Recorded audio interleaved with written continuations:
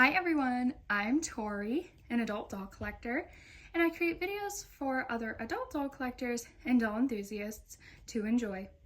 If you're new to my channel, welcome, and if you're not new, welcome back.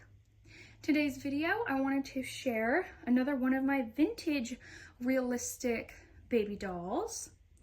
Recently, I shared unboxing a vintage realistic baby doll from the 1980s. That was a super fun video, and I also created a tag with that doll as well. I think I named the tag share or show or change your vintage babies or something like that. But a lot of you have been enjoying seeing some of my vintage dolls in my collection. So I decided to feature another one of those today, and I wanted to talk a little bit about the history of this doll. Another important piece of dolly history when it comes to the realistic vinyl baby dolls. This doll is newer than the 1980s though. This one is from the early 2000s. Now, I wasn't able to find a ton of information about these dolls or about this company online. But when I got this doll at the beginning of the year, yes, it's now almost June, and he's gotten no attention. He sat on my shelf. He hasn't gotten any attention at all. I haven't even changed him. But when I got him, in that doll show video where I shared the doll show and my haul from the doll show, a lot of you said you remember these dolls being sold in the mall in the early 2000s. So that was really cool to hear about. And in the comments, I would love to hear more about your experiences. So even though I haven't changed him, just based on looking at his size, I think that he is gonna wear 3-month size pretty well. So here's a summer Carter's romper. It says crabby but cute, and I think it's gonna fit him very well. It's a 3-month size. Now, when I got this little guy, I immediately was drawn to him. I've never seen one of these dolls before. They were called My Way Babies. As you can see, he's got his original little outfit on. And you could go into this store in the mall. You could pick out the sculpt of the baby that you wanted. You could pick out the wig color. He is wearing a wig. His wig is in, I mean, absolutely amazing condition. He was definitely owned by a doll collector who really loves and values her dolls. Yeah, when I saw him at the doll show and I picked him up to look at him and I said, oh, I want him. He was a really good price. And the lady who owned him, she almost seemed to have second thoughts about selling him. She was like, oh, goodbye, sweet boy. Like, she actually seemed a little bit emotional. As we know, though, sometimes in doll collecting, you have to give up some dolls and to get some new ones, or if you just don't have enough space, whatever it is, sometimes we just have to, you know, give up some of our dolls. But she did seem pretty sad about it. Okay, so he's got a little onesie on, which I actually did not know. And I just want to take a look at his little diaper, because I'm sure it's been on him since the day he was created at the mall, wherever he was created. He had no paperwork or anything with him, so I really know no info about him. But there's the little diaper. I'm going to keep that on him. I'm not going to take it off. I'm also going to leave his little onesie on. It's nice that he has the little onesie. So he's 3/4 limbed, and I don't know what he's weighted with. I would say poly pellets. His body is just poly pellets. That's it. It's just solid poly pellets, as well as here in the limbs. As a matter of fact, some of the poly pellets have like migrated into his limbs. So his little limbs rattle now, especially that leg right there. But So he is weighted. He's very, very, very heavy. Though I enjoy having him in my collection, he's a purchase I kind of regret.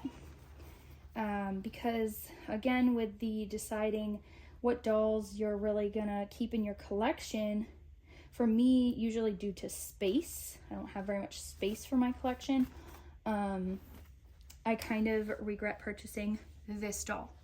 And eventually I would like to give him away. He's a gorgeous doll.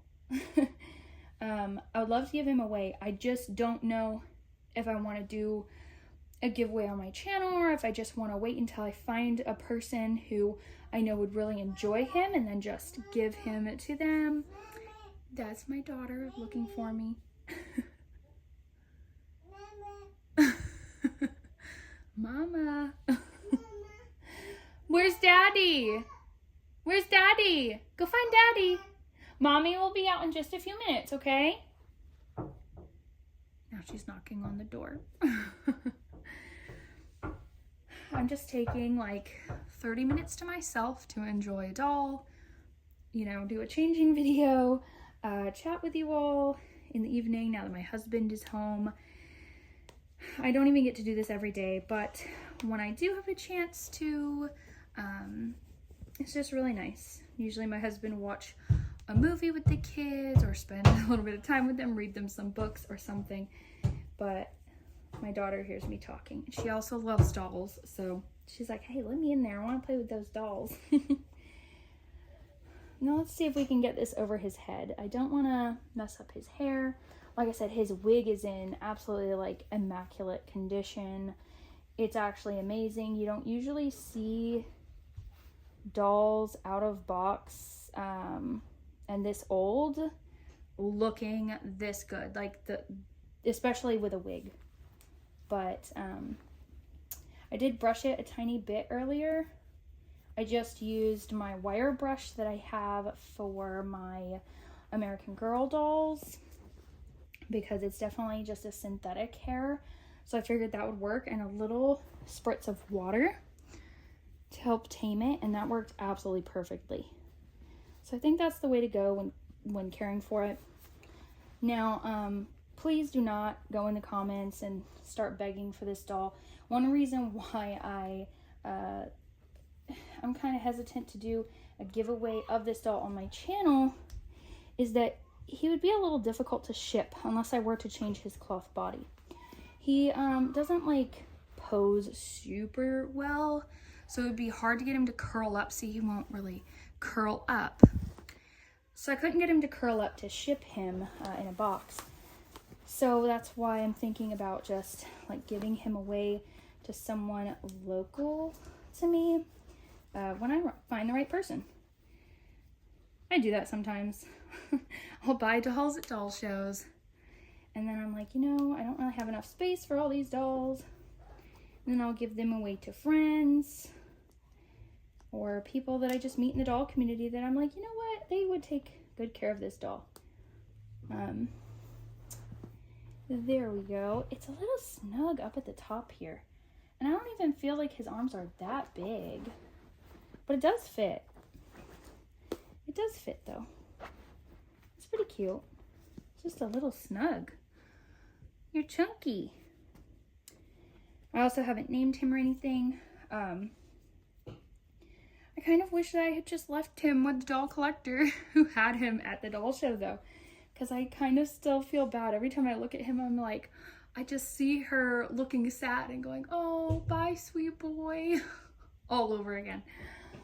But yeah, I couldn't really find too much info about these dolls online when I researched them. But if you know about them from the early 2000s,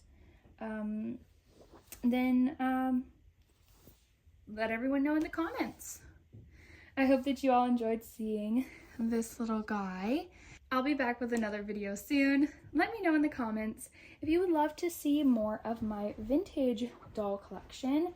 I don't have a huge vintage doll collection, but I do have a few, and I do enjoy sharing them. I know that they're just not everyone's cup of tea, but for me, I really love thinking about the history of the dolls, the history of even the history of reborn dolls, because a lot of times these realistic vinyl dolls that are some of the first ones, you know, from the 80s onward into the early 2000s, were what kind of pushed for the reborn dolls that we have today.